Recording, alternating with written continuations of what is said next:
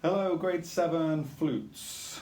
Okay, so this is another short video lesson where we're going to be continuing working on I Want It That Way, the piece that we've been looking at in class. So for this lesson, you're going to need obviously your flute assembled and ready to go, and you're going to need to be able to see the flute music for I Want It That Way. In this video, we're going to be looking at bars 29 to 45. Okay, so let's start off with a warm-up. There's some really high notes on the flute towards the end of this section that we're going to be looking at.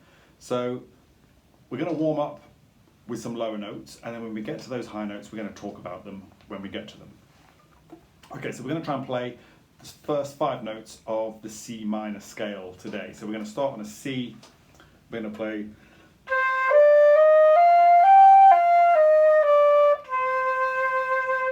So from the C, the tonic, up to G, the dominant, or the 5th note.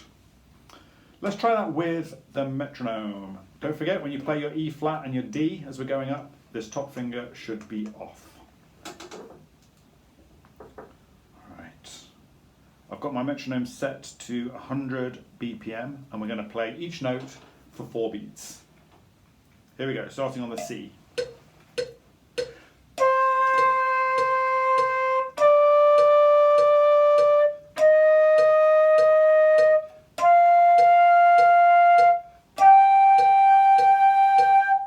We're going to play the same back down.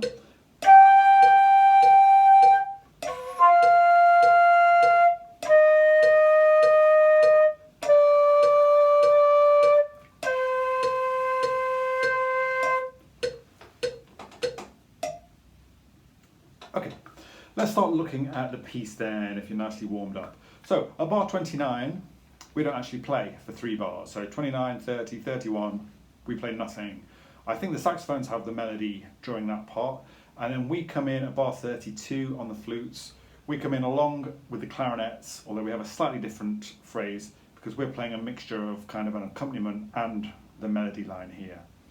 So I'm going to play from bar 32 to bar 37, and I want you to have a listen to how this fits in rhythmically. Also, look at the articulation here. We've got the tenuto lines. That's a straight line over the top of the note. That's telling us we need to hold that note on for its full value and lean on it slightly. It's kind of the opposite of the staccato note that we've also got there, the dot above the note, telling us that those need to be played short and detached. And by having this mixture of tenuto and staccato, it kind of simulates how people sing this melody. So it's to try and recreate that vocal phrasing. Okay, I'm going to play from bar 32, which is where we come in on the flutes, and I'm going to play with the metronome here.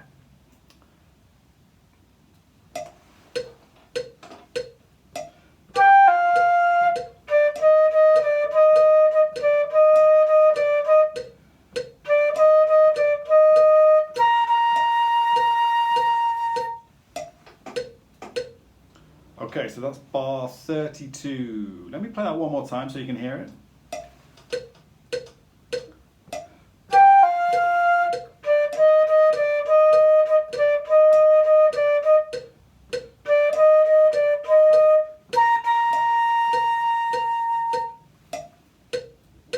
So that last note that we play, we have a short diminuendo at the end, so we're dropping out or fading away there quite quickly, and then when we come in next at bar 37, the dynamic is marked mezzo piano, so it's a big drop in dynamic there.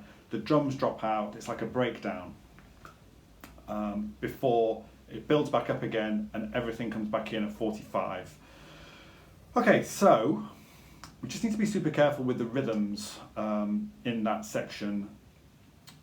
Actually, with those 8th notes, they're mainly just on the beat and on the offbeat, as 8th notes are. Da da da dum, ba da da da da dum. Right, let's move on to 37 then. So here we've got a high G, F, G. It's really just 2 notes. It's just following that vocal melody again. So we're playing it mezzo piano, bar 37.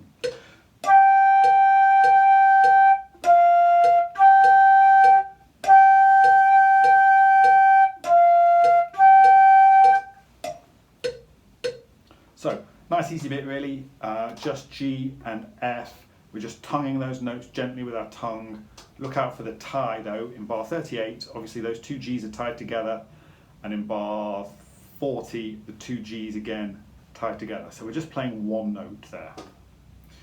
Right, this is where it starts to get a little bit harder. Bar 41, we've got a C up to a high E flat.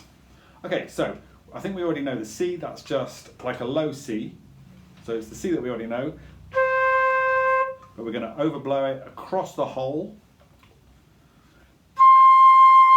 So by making that air a little bit faster, and by directing it more, instead of directing it down into the hole, we're trying to think about directing it more across the hole, so that that fast air hits this edge of the tone hole here. So the C, then we're moving up to a high E flat. Now the fingering for high E flat is the same as the fingering for the very low E flat. So we have everything on, but we also add on this G sharp key here. So it's literally every key on.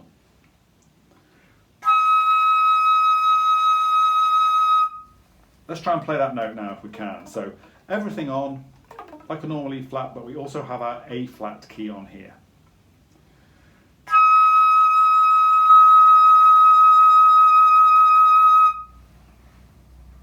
Right, let's try and play the C followed by the E flat if we can.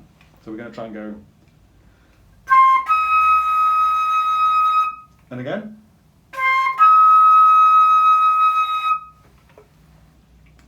Then the next note that we have in bar 42 is a high D. So a high D is, I've seen a lot of players at school just trying to overblow the normal D, but that's not correct. For a high D, it's just these two keys here. So it's essentially like a G, but you take your B finger off. You keep your little finger on at the bottom.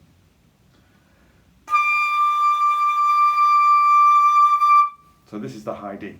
These are the three notes that we need, and the B flat, although the B flat's easy, we already know that. So we need the C, the E flat, and the D.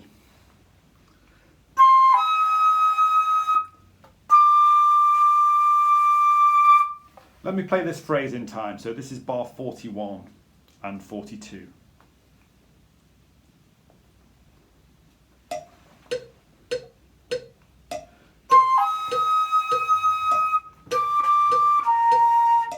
Let me try that again.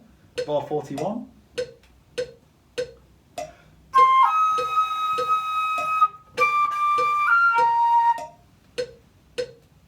Okay, now that is quite tricky. It's very high. And we're going to play even higher in a second. So if you need to stop the video there and try and practice those high notes, then do that. Bar 43, we've basically just got the tune there. Okay, listen again. We've got accents on those notes. It's the I want it part of the song. I want it. And then the final bar we're going to look at, bar 44, we've got E flat, C, and then we're going up to a high F, and then back to an E flat. Let me play it first so you can hear it, and then I'll talk about how we play these notes. Oops. And again. Okay, so the E flat we've already done, that's everything on. We're going down to the C, and then we need to go up to a high F. Okay, that's 1, 2, 3. That's the fourth note in bar 44. It's 3 ledger lines above the stave. So to do this, to play a high F, okay, we're going to play a normal F, but we're going to take our middle finger of our left hand off. So it's 1, 3, 1. We don't have this guy on anywhere. Okay, so this is a normal F, and then this is a high F.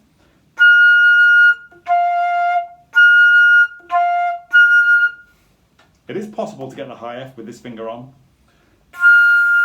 but it's much harder than if you take it off. Okay, the correct fingering is 1, 3, 1, and your little finger on the E flat key always. So let's try and go from an F, a high F, to an E flat. So we're going from that to everything on.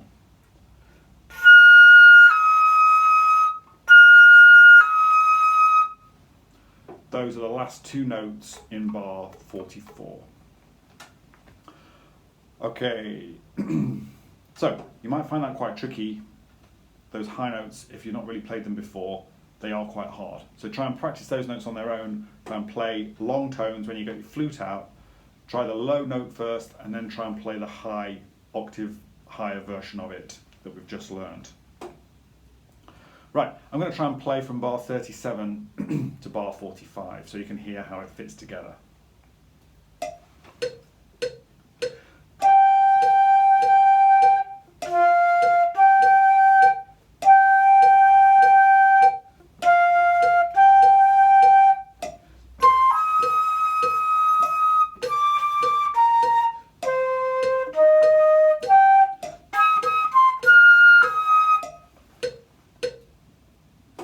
Okay, the last thing I'm going to do is I'm going to put on the YouTube audio for this. Now you can find this if you put this number into the YouTube search box.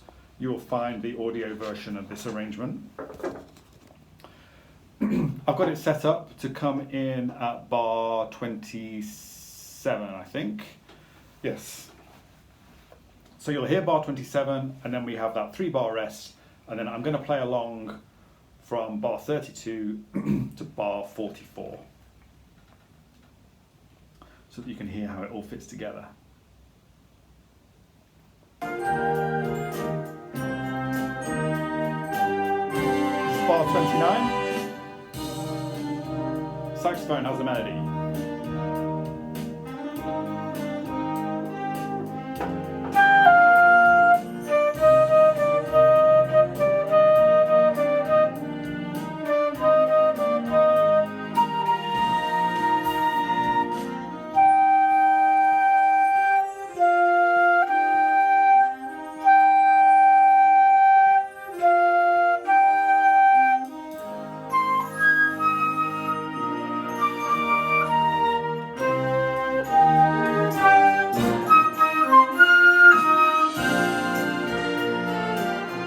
Okay, I'm going to try that one more time because it wasn't a very good example, I don't think.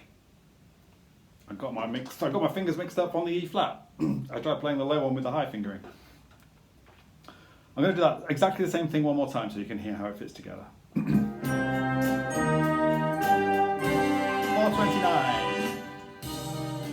Saxophone has the melody. Bar 32.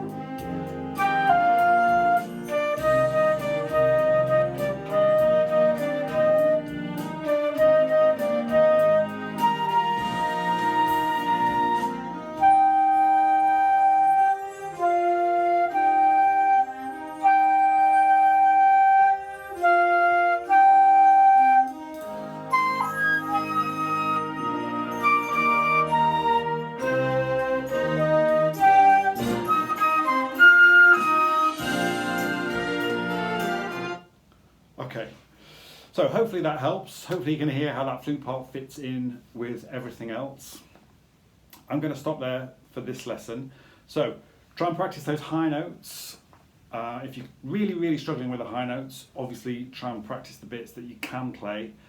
And if you really need to, you can play the high notes down an octave. But I really want you to try and play those high notes and get used to those new fingerings, E flat, F. Remember these fingerings, you can find a fingering chart online, or if you have the Tradition of Excellence book, you can look at the fingering chart in that. Okay, good luck with that, and I will see you next week with another one of these lessons. We're going to be playing the final part of this next week, where we have a key change, but there's no more high notes. I mean, there are some more high notes, but there's no new ones. So if you've learned the high notes this week, it'll seem easy next week. Okay, see you next time.